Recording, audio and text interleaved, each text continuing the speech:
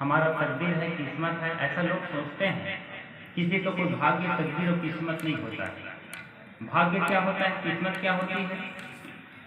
इस जन्म के पहले जिस जन्म में हमने था, हमारा शरीर था, चाहे गाय, भैंसा, ऊँट, बकरी, हाथी, किसी भी जीव में था, और उस जन्म में जो हमने पाप पुण्य किया, उसी के कुछ संस्कार को लेकर के, उसी संस्कार के बीच से हमारा पाप पुण्य को लेकर के हमारा भाग्य लिखा जाता है, और उसी भाग्य के कारण ये मनुष्य का शरीर मिलता है। अगर आपका भाग्य सही नहीं है, आपका पाप ज्यादा हुआ है पिछले जन्म में, तो आपको मनुष्य का शरीर मिलने वाला नहीं, फिर से 84 भाई। और अगर आपको एक प्रारब्ध के कारण, भाग्य के कारण फिर से शरीर मिला है, तो समझिए वही भाग्य के कारण शरीर मिला है। और इस जन्म में जो आप कर्म कर रहे हो, पाप पुण्य, इसका भी संस्कार बनता है। जैसे माँ के गर्भ में बच्चा रहता है तो एक गर्भ संस्कार किया जाता है, जब जन्म लेता है तो षष्ठी संस्कार किया जाता है, जब वो मृत्यु को प्राप्त करता है तो अंतिम संस्कार किया जाता है। इसी प्रकार एक व्यक्ति के अंदर 16 संस्कार होता है, और 16 संस्कार में से 15 संस्कार जन्म के बाद होता है, एक संस्कार गर्भ में होता है, और जो 15 संस्कार में से 5 संस्कार बच्चापन में होता है, 5 संस्कार जवानी में होता है, 5 संस्कार बुढ़ापे में होता है। और जो 5 संस्कार जवानी में होता है, 20 के जो 5 संस्कार है, उसी संस्कार में अगर आपने पाप पुण्य कमाया है, उसी से आपका भाग्य लिखा जाएगा। वही 5 संस्कार, न बच्चापन से लिखा जाएगा, न बुढ़ापेपन से लिखा जाएगा। जवानीपन में जो आपका संस्कार था, उसमें आपने जो पाप पुण्य किया है, उसी से आपका भाग्य लिखा जाएगा, और उसी भाग्य के कारण फिर से आपको जन्म लेना पड़ेगा। इसलिए सदु कबीर साहब ने कहा, मौका है, समय है। आप चेतना चाहते हैं, जागना चाहते हैं, समझना चाहते हैं, संसार भव सागर से पार होना चाहते हैं, भव बंधन से बचना और छूटना चाहते हैं, तो विषय रूपी रास्ता में इंद्रिय रूपी घोड़ा को दौड़ाना पड़ेगा, और मन रूपी लगाम को बुद्धि रूपी सारथी से जब आप खींच करके रखोगे, तो ये जो शरीर रूपी रथ है, वो आत्मा रूपी रथी को परमात्मा तक पहुंचा सकता है। नहीं तो पुण्य रूपी जननम, पुण्य रूपी मरणम, पुण्य रूपी जननी और जठरे चैनम, बार बार माँ के गर्भ में आना पड़ेगा, बार बार जन्म लेना पड़ेगा, बार बार मरना पड़ेगा, बार बार दुख दुख की खाने को भोगना पड़ेगा, अवश्य में भोक्तव्य। इसलिए सदगुरु कबीर साहब ने कहा, आत्म ज्ञान बिना नर भटके, कोई मथुरा कोई काशी। जब तक आपको आत्मज्ञान नहीं होता है, तो आप चाहे काशी बनारस में क्यों न रहो, मुक्ति नहीं होने वाला है। पहले आत्मज्ञानी होना चाहिए। जैसे अभी आपके अंदर में आत्मा है, वो तब तक आत्मा है जब तक आप अपने आप को जानते नहीं। जिस दिन आत्मा ये बात जान जाए कि मैं कभी जलता गलता मरता सड़ता नहीं हूं, उस दिन आत्मा से जीवात्मा बन जाता है। और जिस दिन वो जीवात्मा को अनुभूति होता है, परम तत्व को जानता है, वही जीवात्मा परमात्मा बन जाता है। तो आत्मा ही परमात्मा है, लेकिन इसके लिए हमें आत्मज्ञानी बनना पड़ेगा। आत्मा से जीवात्मा, जीवात्मा से परमात्मा। इसीलिए भगवान को अलग और आत्मा को अलग, परमात्मा को अलग, जीवात्मा को अलग संक्षिप्त में बताया है। जिसके पास बल होता है उसको बलवान कहा जाता है, जिसके पास धन होता है उसको धनवान कहा जाता है, जिसके पास ज्ञान होता है उसको ज्ञानवान कहा जाता है। उसी प्रकार जिस व्यक्ति के अंदर 6 भव होते हैं, उसी को भगवान कहा जाता है। ऐश्वर्य, यश, धर्म, श्री, ज्ञान और वैराग्य। यदि आपके अंदर वो 6 भव हैं, ऐश्वर्य है, यश है, धर्म है, श्री है, ज्ञान है, वैराग्य है, तो आप ही भगवान, और नहीं है तो इंसान। इसलिए राम को भगवान कहा गया, ब्रह्मा विष्णु महेश को भगवान कहा गया। उनके पास 6 भव थे, लेकिन वही ब्रह्मा विष्णु महेश और राम किसका ध्यान लगा करके बैठे रहते हैं? आप लोग देखते हैं ना कैसे ध्यान लगा करके बैठे रहते हैं। किसका? हरि हरि जाको ध्यान धरत है, मुनि जन सहज 88। सदगुरु कबीर साहब ने कहा, हरि हर जाको ध्यान धरत है। हरि मतलब विष्णु, हर मतलब महादेव। किसका ध्यान धर करके बैठे हुए हैं? मुनि जन सहज 88, सोई हंस तेरे घट माही। उसी का अंश आप लोगों के घट के अंदर में विराजमान है। अलग पुरुष अविनाशी, वो अविनाशी है, चैतन्य पुरुष है, सदैव एक रस रहने वाला है, ना राई घटता है ना राई बढ़ता है। इसलिए आत्मा को अजर अमर कहो, कभी जलता गलता मरता सड़ता नहीं है। और आत्मा ही परमात्मा है, उसी का ध्यान लगा करके ब्रह्मा विष्णु महेश बैठे हुए हैं। इसलिए शत्रु कवि साहब ने कहा, हरि हरि जाको ध्यान भरत है मुनिजन सहज अठासी। मुनिजन जो होते हैं सहज में उसको प्राप्त करते हैं। कैसे? क्योंकि वो ज्ञान वाणी को जानते हैं, सहज में प्राप्त करते हैं। तो ज्ञान कहां से मिलता है? पहले उसको जमाना पड़ता है। कैसे जमाओगे? तो पहले दही जमाई के बाद में दुहिएगा। वाके पेट में बछड़ा रहे तो घी बनारस जाए। शत्रु कवि साहब ने कहा पहले दही जमाई के, पहले आप दही जमाओ, बाद में दुहिए गाय। गाय को बाद में दुहना है, और गाय को तब दुहोगे जब वो जन्म लेगा। लेकिन अभी जन्म नहीं लिया है, वाके पेट में बछड़ा रहे, अभी तो बछड़ा उसके पेट में है। और घी बनारस जाए, पहले से घी बनारस चला गया तो कैसे जाएगा? तो पहले दही जमाई के। संसार में जितना भी ज्ञान आपको प्राप्त होता है, मिलता है, उसको पहले अपने पास जमाओ और बाद में दुहिएगा। बाद में उसी ज्ञान का प्रचार करो, उसको बांटो, किसी को दो। और वाकई पेट में बछड़ा रहे, आपके पेट में भी कुछ ज्ञान रहे तो घी बना रह जाए, तभी आपकी तो मुक्ति होने वाला है, नहीं तो कैसे मुक्ति होगी? इसलिए पहले दही जमाई के पहले ज्ञान प्राप्त करो। इसलिए तो गुरु की जो वाणी है, वचन है, शब्द है, ज्ञान है, प्रवचन है, सत्संग है, इसको सुनना चाहिए। सुनकर के अपने जीवन में, व्यवहार में, आचरण में उतारना चाहिए, आत्मसात करना चाहिए। नहीं तो एक कान खोल और एक कान खोल। सुनने से कुछ नहीं होता, इसको पकड़ने से होता है। सुनने से कुछ नहीं होता। इसलिए भी आपके पास समय है, मौका है, आप चेतना चाहते हो, जागना चाहते हो, समझना चाहते हो, तो खानी बानी रहनी गहनी आचरण व्यवहार को सुधारो। आप लोग को लगता है कि आप लोग जो मांस मछली खाते हैं तो शरीर बनता है। ये जो पाप रूपी कर्म है ना, आप इसलिए नहीं भोग पाते हो। आपको लगता है कि हमें तो कोई दुख नहीं हो रहा है, कोई तकलीफ नहीं हो रहा है, हम जीव को मार रहे हैं, काट रहे हैं, खा रहे हैं। इसका एक कारण है, एक जन्म पुनः उदय तिनः संस्कारा। शत्रु कबीर साहब ने कहा, ये मनुष्य के शरीर में जो पुण्य का उदय हुआ है, इसी तरह पिछले जन्म के जो पाप पुण्य है, ये मनुष्य के शरीर में उदय होता है, और उसी को हम लोग भोग रहे हैं। पिछले जन्म में जो हमारा पाप पुण्य है, अगर हमारा पाप बचा होगा तो चाहे हम इधर कितना भी पूजा पाठ करें, कितना भी पुण्य का काम करें, हम दुखी दुख में मरते रहते हैं। अगर हमारा पुण्य बचा रहेगा तो आप चाहे इधर कितना भी पाप करते रहो, आपको कभी दुख मिलने वाला नहीं, सुखे सुख में मर जाओगे। आप लोग देखते हैं कई लोग, व्यक्ति बहुत गंदा आदमी होता है, गलत काम करता है, लेकिन मरने के समय दुख नहीं पाता, फट से मर जाता है। एक व्यक्ति बहुत पुण्यार्थी होता है, बहुत अच्छा काम करता है, पूजा भी रहता है, पूजा पाठ करता है, मरने के समय खटिया में पच पच के मरता है। यही इसका कारण है, पिछले जन्म के पाप पुण्य को यहाँ उदय किया जाता है। इसलिए तो मनुष्य का शरीर दिया है, और मनुष्य के शरीर में आपको बुद्धि दिया गया है कि आप अपने बुद्धि के अनुसार कर्म को सुधारो, ताकि फिर से जन्म न मरना ना पड़े। इसीलिए माँ की और पिता की सेवा करो। माता पिता गुरु को करता जो आदर सत्कार से भाजन सुखने से जीवन बढ़ सक जाए। जो व्यक्ति माता पिता गुरु का प्रणाम करता है, आदर भाव मान सम्मान सेवा करता है, व्यक्ति संसार में सर्वश्रेष्ठ व्यक्ति होता है। इसीलिए कहा अष्ट कमल का चरखा बनाया, 5 तत्व की बीनी, 9-10 मास बुनन को लागे, मूरख मैली चदरिया झनी रे झीनी। तो अष्ट कमल क्या है?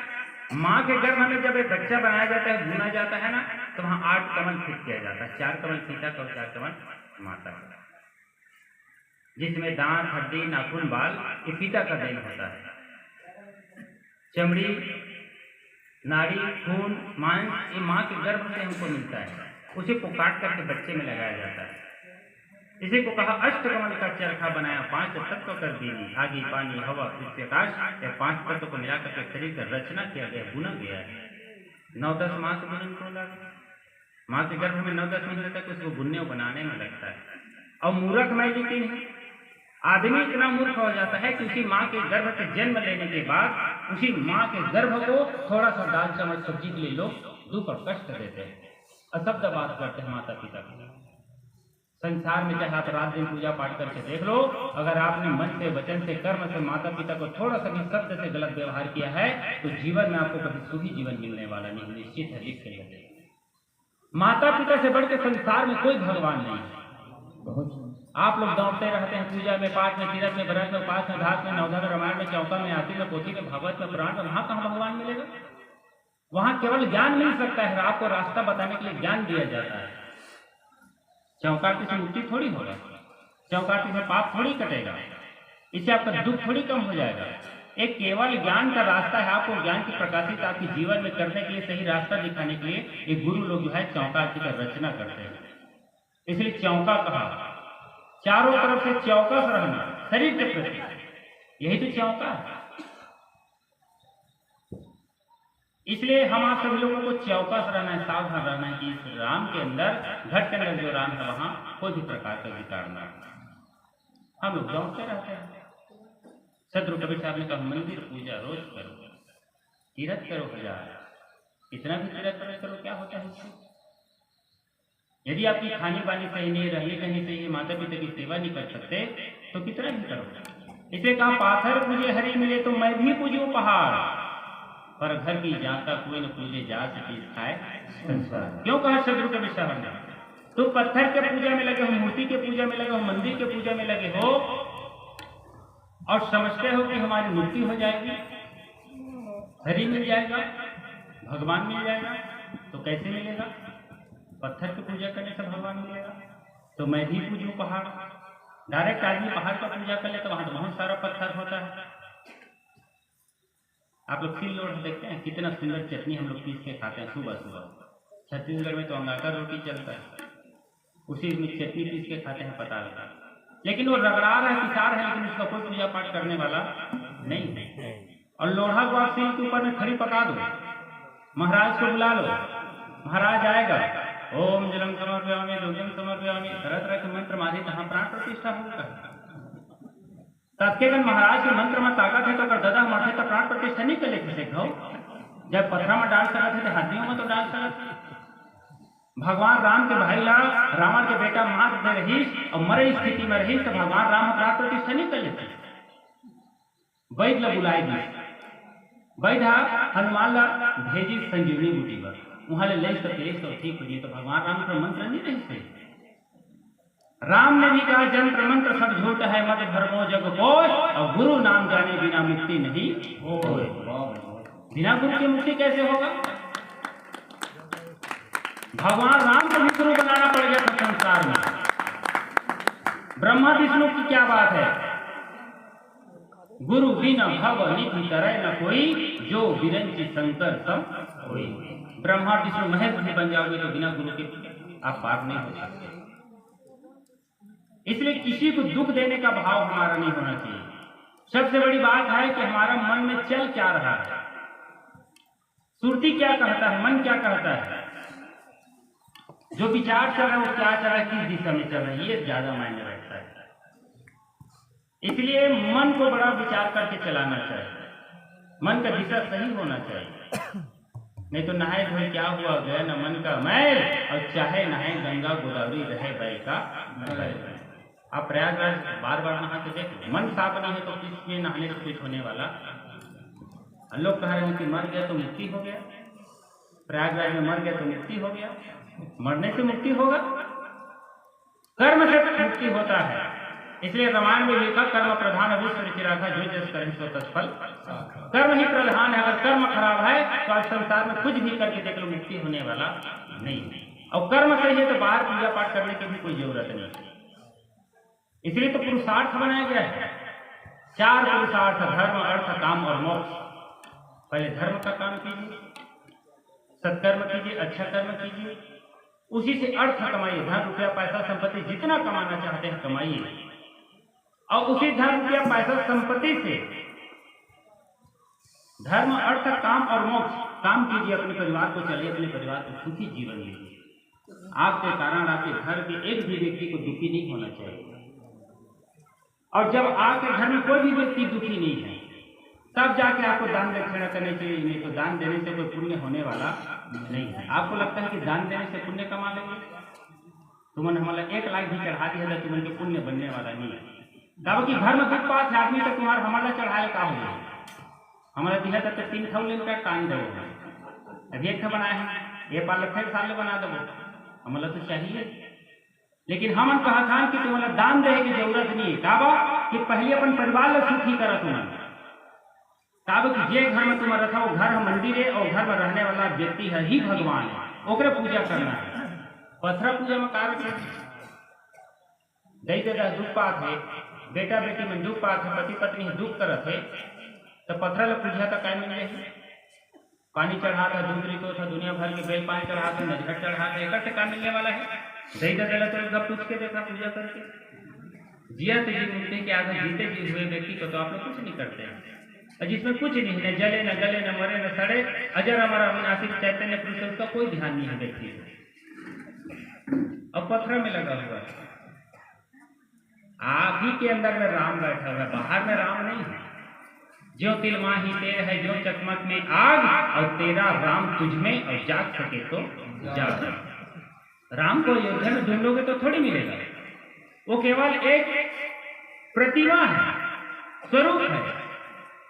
उसको देखने से हमारा भाव जागृत होता है। भाव ही कारण है भाव ही पखारे भाव ही मीन में शत्रु को विचार में करना भाव से ही तो पूजा होता है। वहां जाने से मन को शांति मिलता है वो भाव है हमारा। इसलिए भाव से पूजा करना है। कहीं पैसा चढ़ाने से खीर पूरी चढ़ाने से नजर चढ़ाने से अगरबत्ती चढ़ाने से इससे पूजा थोड़ी होता है।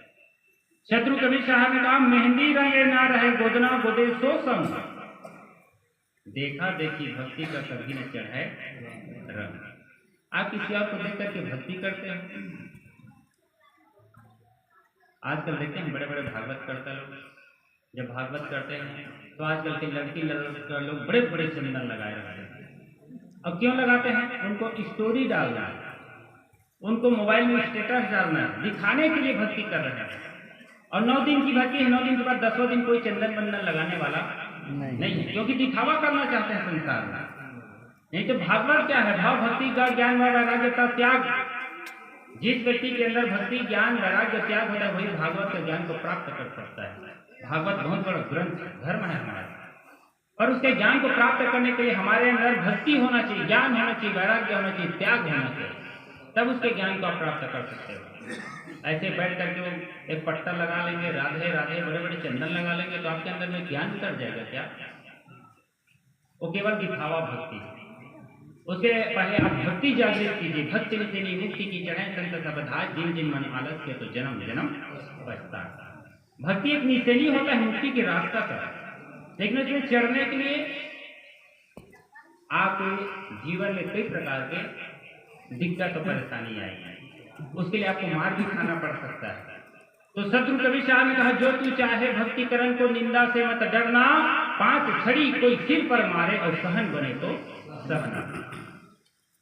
भक्ति का रास्ता इतना आसान नहीं। शत्रु कबीर साहब ने बड़ा भक्ति उद्गम किया शुरू में उन्होंने भक्ति उद्गम किया इसलिए कहा भक्ति भाव भादो नदी सबे चले उतराया सरिता सोई सराही जो जेठ मास इन नरवा है तो जब चाहे तब तू खा सकते। नदिया तो वही है जो जेठ के महीना में तलातल भरे रहे वो जो नदिया का इमन तो सब डबरी सपने जग का आदमी से मन डबरी डबरी काबर डबरी है समय आही तो दुर्गा समय आही तो लक्ष्मी समय आही तो शंकर तो वो मन डबरी है जब चाहे खा जाते जब चाहे फिर भर जाते। समुद्र नो है और समुद्र कौन है जब सबे दिन एक भाव में उतरे है जेला धरली कोई होकर पार कर दी। शिव ल धरना तो शिव ल धरला राम ल धरना तो राम ल धरला कबीर ल धरना तो कबीर ल धरला एक ठाने कोई अलग थोड़ी है।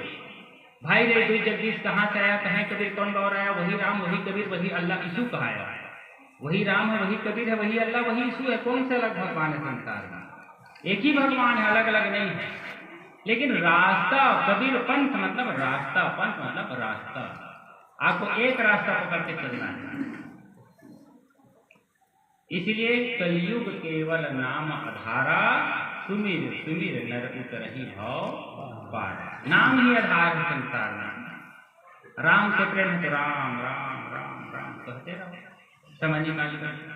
कृष्ण से प्रेम है तो कृष्ण कृष्ण कहो। कबीर से प्रेम तो कबीर, कबीर चाहे चाहे चाहे मुक्ति। अब आप समझते हो कि पैसा चढ़ाने से, दिया जलाने से, अगरबत्ती जलाने से, दान दक्षिणा करने से पूजा होता है? तो सदगुरु कबीर साहब ने कहा, मेरा मुझ में कुछ नहीं, जो कुछ है सो तो तेरा कुछ तो अर्पण तो क्या लागे है वो। संसार की संपत्ति तो परमात्मा का है, हम उसको क्या दे सकते हैं? हमारे नजर चढ़ाने से मिलेगा क्या उसको? कोई भूखा है क्या भगवान जो पैसा आप चढ़ा रहे हो? दान देने की पात्रता होती है। आप जहां दान कर रहे हो वहां तो वो पात्रता देखना चाहिए। बड़े बड़े मंदिर में, बड़े बड़े आश्रम में हम लोग पैसा चढ़ा देते हैं, पता नहीं वो पैसा का क्या उपयोग होता है। किसी गरीब को दीजिए, किसी ऐसे जगह में लगा दीजिए जहां पे वो अच्छा खर्च हो। आजकल गांव में आप लोग देखते हैं, छोटे छोटे गांव में हम लोग जाते हैं तो देखते हैं चौकार की शंकर भगवान के मंदिर हस्तरिया के पार मानो बने रहते, ओकर नंदी बैला टूटे है, तो काकरो सांप टूट है, तो ककरो को टूट है, और कोई लेना देना नहीं, आदमी लोग बना पड़ते हैं। तब मंदिर बना में काम फायदा भैंस तब बनाए। मूर्ति आप स्थापित कर रहे हो, मंदिर बना रहे हो, तो उसका देखभाल करना, उसका पूजा पाठ करना आपका धर्म है, नहीं तो बनाओ ही मत। जगह जगह स्थान में देखोगे तो भगवान की मूर्ति का अपमान किया जा रहा है हमारे हिंदू धर्म में। हम लोग अपने आप को हिंदू कहते हैं। हिंदू का क्या मतलब होता है? किसी भी जीव के हिंसा करते समय आपके हृदय में पीड़ा उत्पन्न हो जाए तो आपसे बढ़ करके कोई दूसरा हिंदू नहीं है संसार में, उसी को हिंदू कहा जाता है। अब आप ही मार रहे हो, काट रहे हो, खा रहे हो, कहते हो कि हम हिंदू हैं। सदगुरु कबीर साहब ने कहा, जीव काट खाई करे, माला शिष्य कर ले भेद, और निश्चय राम न जान ही कहें कबीर संदेश। आप जीव को मार करके काट करके खा रहे हो, कहते हो कि हमने गुरु का शिष्य बन के उसके हमने भेष लिया है, गुरु के शरण में जाकर के हमने दीक्षा लिया है। जीव काट खाई करे, माला शिष्य कर ले भेष, निश्चय राम न जाने। अपने अंदर के राम को तुम क्या जानोगे? जो किसी और के अंदर में बैठे हुए राम को तुम मार करके काट करके खा रहे हो। इसलिए जीव के प्रति सदगुरु कबीर साहब का भाव अच्छा रहा। जीव दया पर आत्म पूजा, इसीलिए सदगुरु कबीर साहब ने, सभी के अंदर तो राम बैठा हुआ है, कबीर बैठा है, साहेब बैठा है, आप उसको मार रहे हो, काट रहे हो। इसलिए कहा, जीव घात न कीजिए बहुत लेत वह कांड, और हत्या दोष न छूटे चाहे कोटि सुना पुराण। एक जीव की हत्या करने के बाद, उसको खाने के बाद करोड़ों पुण्य का काम करके देखो, भागवत करा के देखो, इतना से भी उसका पाप कटने वाला नहीं। इसलिए कभी भी किसी जीव को मारना, काटना, खाना नहीं चाहिए। सदगुरु कबीर साहब ने क्या कहा, तिल भर मछली खाई के गाय का दी जय दान, कांसी करवट ले रहे तो भी नरक मिला। तिल के समान मांस मछली का टुकड़ा खा लेते हैं, उसके बाद कहोगे कि करोड़ों गाय का दान कर देंगे तो भी उसका पाप कटने वाला नहीं। इसलिए कभी भी किसी जीव को मारना, काटना, खाना नहीं चाहिए, हार बाजार से लाके पकाना नहीं चाहिए। आजकल लोग अपने घर में कोई व्यक्ति मरता है, इतना सुंदर शरीर होता है, इतना प्रेम होता है, लेकिन मरने के बाद उसके शरीर को हम लोग बाहर में लेकर के जलाते हैं, बाहर में लेकर के गाड़ते हैं। और बाहर में मरा हुआ मुर्गी, बकरी, कुकरी को घर में लाके पका के खाते हो, भी अपने रसोई में। बताओ, अपने घर के मुर्दा को बाहर में जलाते हो और बाहर के मुर्दा को घर में लाके खाते हो, और आप समझते हो कि आप मानव हो, आपके अंदर इंसानियत है, आप धर्म का काम करते हो, आप सनातनी हो, हिंदू हो। कौन से हिंदू? आज समाज में देखा जाए तो तरह तरह के लोग तरह तरह की चीजों को अपना रहे हैं। बड़े बड़े भागवत में जाओगे, नवधरा रामायण में जाओगे, शादी विवाह में जाओगे, छठी में जाओगे तो बफर सिस्टम चल रहा है। क्या है ये? जूता पहन के तुम खाना खा रहे हो, भोजन कर रहे हो, अपने आप को हिंदू कहते हो। कौन से हिंदू हो तुम? जूता पहन के तुम भोजन कर रहे हो, ये हिंदू धर्म है? यही तो सात्विक और तामसिक भोजन कहा गया है। इसी को जैसी खाए अन्न वैसी हो मन कहा। आपको अन्न खाने का तरीका ही गलत है तो वो तो मन, दिल, दिमाग को खराब करेगा। इसलिए भोजन, अब भोजन जो करते हैं सात्विक होना चाहिए, प्रेम के साथ करना चाहिए। धीरे धीरे ऐसा लगता है पत्री दोना सब खत्म हो जाएगी, लगता है बैठ के खाए वाला काम। सब कुर्सी में बैठ के जूता पहन के खाते आदमी, और खड़े खड़े खावा, कोई बैठे बैठे खा। अब फिर भी बड़े बड़े महाराज में धर्म के काम कर रहे हैं। शत्रु कवि साहब ने कहा धर्म क्या है पहले जानो, धर्म क्या है, कर्म क्या है, इसको तो पहले जानो। जो आपको कर्म है उसी से धर्म होगा, लेकिन कब? इसी को श्वास श्वास में नाम का शत्रु कवि साहब ने, कैसे नाम लोगे श्वास में? तो श्वास श्वास में नाम है, वृथा श्वास मत हो, ना जाने यह श्वास में आवन हो ना होए। ये जो श्वास चल रहा है इसका क्या गारंटी है कब रुकेगा? श्वासा की कर सुमरनी कर स्पक हो जा, मूल मंत्र में ध्यान धरो तो हम आके आप जन्म लेते हैं तो श्वास तो फ्री में मिलता है, लेकिन आपका नामकरण किया जाता है जन्म लेने के बाद। और जो नाम आपका रखा जाता है वो मृत्यु के बाद नाम तो रहता है लेकिन श्वास नहीं रहता, क्योंकि श्वास फ्री में मिलता है इसलिए फ्री में चला जाता है। और नामकरण कराते हो तो पैसा लगता है इसलिए रुक जाता है। अब वही कमाई है आपकी। मरने के बाद अगर 4 लोगों ने कह दिया कि बहुत अच्छा व्यक्ति था, बड़ा दुख हो रहा है, तो समझ लो आपने बहुत अच्छा कर्म किया है, पुण्य आदमी से। अगर 4 लोगों ने कह दिया मर गया तो अच्छा हो गया, बहुत खराब आदमी है, तो संसार में सबको अच्छा काम करेगा, सब खत्म। नाम की कमाई करना है संसार में। नाम से बढ़कर क्या है संसार में? हमारे पास क्या है कि हम लोग कुछ बनाएंगे? ये सब परमात्मा की देन है, गुरु की कृपा है जो आप लोग देख रहे हैं। आप लोग देखते हैं ना, कहते रहते हैं हमारे साहेब लोग, साहेब ने ऐसा कर दिया, साहब ने ऐसा कर दिया। हमारे अंदर क्या? हमने कुछ नहीं किया, मेरा मुझमें कुछ नहीं, जो कुछ है तो हम क्या कर सकते हैं? ये तो हमारा प्रारब्ध अच्छा है कि हमें ऐसा मौका मिला है इस स्थान में रहने के लिए। और जिसके पास अच्छा बल बुद्धि हो ना, तो नाली में भी वो चाहे तो समुद्र खोद दे। इसलिए शत्रु कवि साहब ने कहा कर बनिया आपने छाड़ बुरानी आज, जाकर आंगन नदी बहे शोकस मरे प्यास। आपके बाण भुजा में ताकत रहेगा तो आपके घर में पत्थर भी बिछा दिया जाएगा तो आप खुद तक उसमें समुद्र प्रकट कर सकते हो। और बाण भुजा में ताकत रखते हुए भी आप कुढ़ियापन करते हैं, कुछ नहीं करना चाहते, तो आप जैसे व्यक्ति के घर के आंगन में नदियां बहा दिया जाएगा तो आप प्यासा मर जाओगे। कर बहिया आपने छाड़ बुरानी आज, दूसरे के भरोसा में होते, कुछ करना नहीं चाहते, दूसरे के भरोसे जीवन नहीं जीना। परमात्मा ने इतना सुंदर शरीर दिया है, क्यों दिया है? और सुंदर का मतलब क्या है? चेहरे की सुंदरता नहीं, मन की सुंदरता को कहा शत्रु कवि साहब ने। देख कर नारी जो बाहर की सफाई को चाहे, सोने का वर्क चढ़ा दो गोबर की मिठाई को। गोबर में सोना लगा दोगे तो आदमी खा थोड़ी लेगा। उसी प्रकार किसी की सुंदरता को देख करके आदमी को मोहित नहीं होना चाहिए। देख कर नारी जो बाहर की सफाई को। बाहर की सफाई से क्या होता है? मन साफ होना चाहिए, मन की सुंदरता देखना है। अमन साफ नहीं तो कुछ साफ नहीं।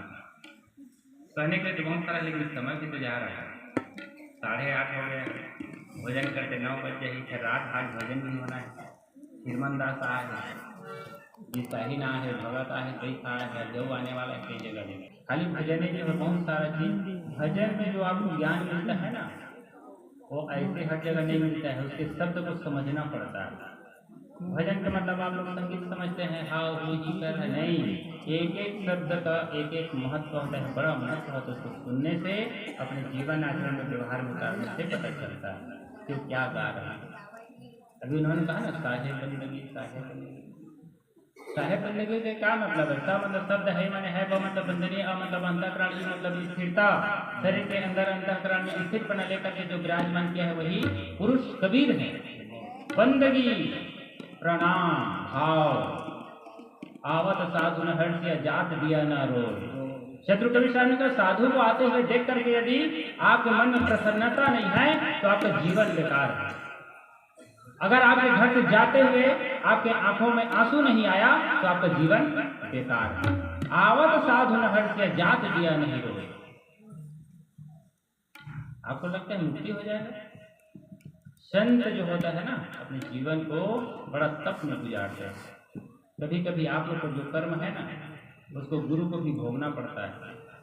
इसीलिए शिष्य को पहले चेताया जाता है, गुरु बनाने के पहले, शिष्य बनाने के पहले उसको चेताया जाता है कि खाने पानी को कैसे करोगे, रहने कहने को कैसे करोगे, सुधारोगे कि नहीं, मांस मछली थोड़ी खाओगे, अंडा पंडा मत, श्राद्ध वैसी तमाकू को बीड़ी सिगरेट को छोड़ोगे कि नहीं। और क्या बेटा सब दिन कहते थे छोड़ दे वो साहेब छोड़ दे, लेकिन छोड़ा कौन है, धरा दूंगा खावा।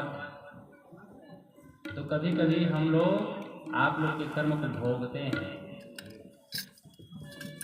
क्योंकि लखाते समझाते तो हैं लेकिन आप पकड़ते नहीं हैं, चलते नहीं हैं, तो कर्म को तो भोगना पड़ेगा। इसलिए गुरु लोग को भी दुख तकलीफ होता है, इसलिए चाहे कितना अच्छा भी कर्म कर ले दुख तकलीफ तो सबको होता है। इसलिए आपको अच्छा कर्म करना है। सदगुरु कबीर साहब ने कहा, गुरु मुखवाणी गुरु चले शिष्य समझ कर मान, यही भी दिखंदा छूटी है दूसरा युक्ति नहीं। कोई दूसरा उपाय नहीं मुक्ति होने का। गुरु की वाणी वचन शब्द जो है निकल है वही मुक्ति का रास्ता। इसलिए ज़्यादा कहना भी ठीक नहीं है, 8:30 से 9 बज जाएगा। तो चलिए जो भी सुनना रहे